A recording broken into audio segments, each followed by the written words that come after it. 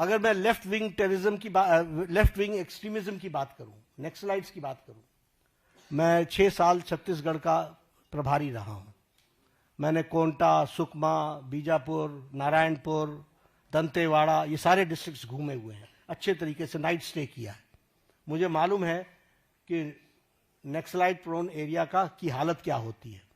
लेकिन आपको जानकर के खुशी होगी कि affected districts have declined from 126 to 18 districts, और सारे top left wing extremist leaders eliminate हो चुके हैं, और हमारा रिडक्शन ऑफ वायलेंस 53% है। जो फेटिलिटीज सिक्योरिटी फोर्सेस की होती थी उसका रिडक्शन 72% है, और रिडक्शन ऑफ डेथ 70% है। तो लगभग हम उसको समाप्त करने की ओर आगे बढ़ चुके हैं। एक समय था कि एक डिफेंस मिनिस्टर ये कहते थे कि हम बॉर्डर के रोड्स इसलिए नहीं बनाते हैं ताकि दुश्मनों को आने का मौका न मिले, और आज बॉर्डर रोड्स में 8,000 किलोमीटर्स के बॉर्डर रोड्स और ब्रिजेस के बनाने का काम, और उसको भी परमानेंट ब्रिजेस बनाने का काम लगभग 400 बने हैं। अटल टनल की बात करें, अगर सेला टनल की बात करें, या शिकुनला टनल की बात करें, ये मेजर ब्रिजेस हैं जो हमारे को सिक्योरिटी के एंगल से बहुत महत्वपूर्ण है और जो देश की सिक्योरिटी के लिए काम कर रहे हैं। इंफ्रास्ट्रक्चर की बात अगर मैं करूं, रोड्स, एयरवेज, रेलवेज, ब्रिजेस, तो बड़ी लंबी फहरिस्त है उसकी, जो उस पर चर्चा करेंगे। लेकिन हाँ, चेनाब की चर्चा मैं जरूर करना चाहूंगा कि नरसिम्हा राव जी के टाइम पर शिलान्यास रखा गया था। देखिए गवर्नमेंट के एक्शन को, नरसिम्हा राव जी के टाइम पर 1995 में रखा गया था, और इसको अटल जी ने project of national importance declare किया, और पूरा करने का काम प्रधानमंत्री मोदी जी ने 6 जून को, अभी 3 दिन पहले, उसको पूरा किया। वो भी हमको ध्यान में रखना चाहिए। तो इसलिए समस्याओं को टालते रहना ये इस सरकार की न रीति रही न नीति रही।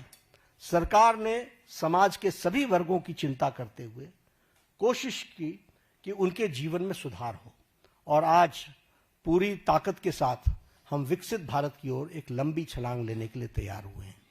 पिछले 11 वर्षों में मैंने पहले कहा कि अनइमेजिनेबल, जो किसी ने कल्पना नहीं की थी, वो काम हुए हैं, और इसके साथ साथ पिछले 11 साल में देश को एक विकसित भारत की तरफ ले जाने में और समाज के सभी वर्गों को साथ लेकर के चल करके आगे बढ़ने में प्रधानमंत्री मोदी जी का नेतृत्व सफल रहा है। और आज 11 साल पूरे होने पर मैंने कोशिश की, it is very difficult to comprehend the whole work done in last 11 years, but I've tried to point out some major things, and I've tried to highlight the issues, the policies and programs जिनके माध्यम से इस कार्य को पूरा करने का काम प्रधानमंत्री मोदी जी ने किया है। धन्यवाद।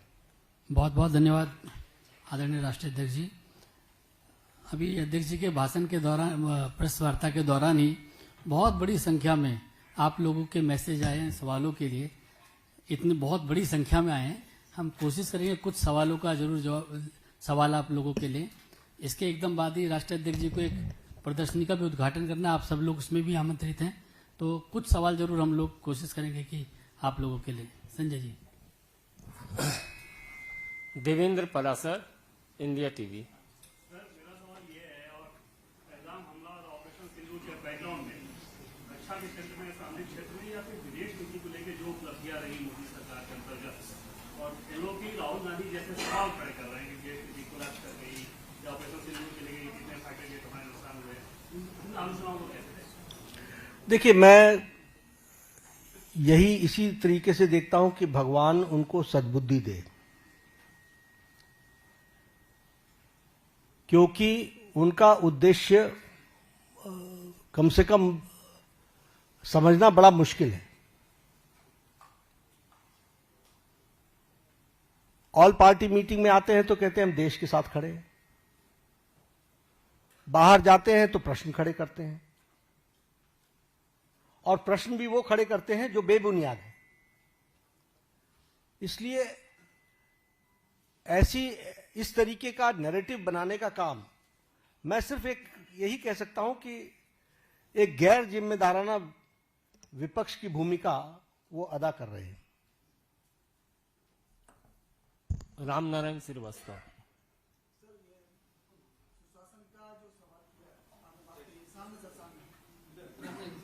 हाँ, रामनारायण।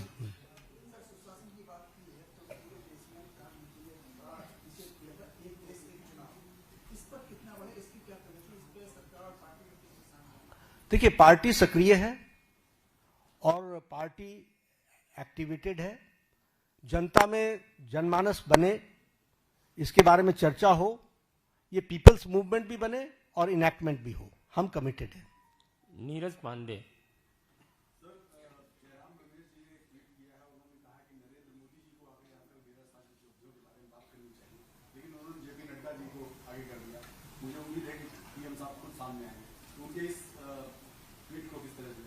नहीं, मैंने यही कहा ना कि उनको आप उनको देखिए, उनके सारी लीडरशिप को देखिए, चाहे जयराम रमेश जी भी मूल इशू पर कभी भी चर्चा नहीं करते। राष्ट्रीय अध्यक्ष आकर के प्रेस कॉन्फ्रेंस कर रहा है, ये गलत है क्या? सरकार के 11 साल पूरे हो रहे हैं और 11 साल पूरे होने पर पार्टी का जिस पार्टी का नेतृत्व है उसका अगर राष्ट्रीय अध्यक्ष एड्रेस करता है तो प्रॉब्लम क्या है? और जितना प्रधानमंत्री जी जनता से कन्वर्स करते हैं उतना तो शायद जयराम जी अपनी जिंदगी में किसी से बातचीत नहीं की होगी। Akhilesh Singh, times of India. चुनाव आयोग के बारे में भी सवाल बार बार उठाया गया, उसके बारे में सब नहीं, देखिए, मैंने फिर कहा कि शब्द ही गैर जिम्मेदाराना है। आप हिमाचल जीत लेते हो, कर्नाटक जीत लेते हो, तब आपको कोई तकलीफ नहीं होती। आप जब चुनाव हार जाते हो तो ये तो बचपन में सुना था ना कि जब जीतने लगो तो हम बहुत अच्छे क्रिकेटर और हारने लगो तो अंपायर गलत है। तो ये कोई तरीका थोड़ी ना है, सोचने का भी कोई तरीका नहीं है। और मैं सच बताता हूं, I am very serious about it. आप देखिए, उन्होंने 4 बार प्रेस कॉन्फ्रेंस किया, चारों में चारों अलग अलग आंकड़े हैं। इतने वोट जुड़ गए, इतने वोट जुड़ गए, हर बार आंकड़े अलग अलग हैं। तो जो इतने कैजुअल अप्रोच के साथ इतनी बड़ी संस्था को अटैक करते हो, कांग्रेस पार्टी को सोचना चाहिए कि उनका नेतृत्व कैसा है, क्या कर रहा है, क्या सोच रहा है, उसके बारे में वो सोचे। बिल्कुल जुड़ा हुआ नाम है। तो मैं तो इतना ही कहूंगा कि मैं ऑपोजिशन में रहा हूं। ऑपोजिशन को किस तरीके से सरकार में आना होता है, इसके तरीके अलग होते हैं। Akhilesh Sharma, India, NDTV.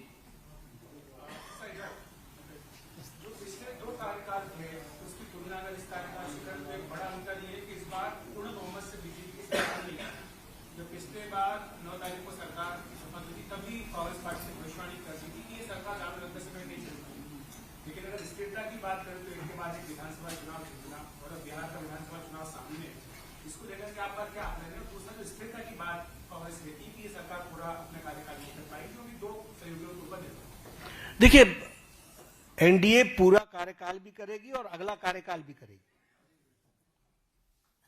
आप उस पर चिंता ना करें। दिक्कत यह है कि जिन लोगों को तकलीफ है वो तो हमेशा इस तरीके की बातचीत करते रहेंगे। उनको कोई देश आगे बढ़े, राष्ट्र आगे बढ़े, इसकी कितनी चिंता है, ये प्रश्नवाचक चिन्ह है। लेकिन इसकी चिंता है कि मेरी पार्टी कैसे आए, हम कैसे आए। तो ये उनका स्वाभाविक तरीका है, वो स्वाभाविक रूप से इस तरीके के षड्यंत्र रचने की कोशिश करते रहेंगे। हमारी सरकार मजबूत है और यह 5 साल भी और इसके अगले 5 साल भी पूरे अच्छे से चलेगी। बहुत बहुत धन्यवाद मित्रों। क्षमा प्रार्थी हूँ।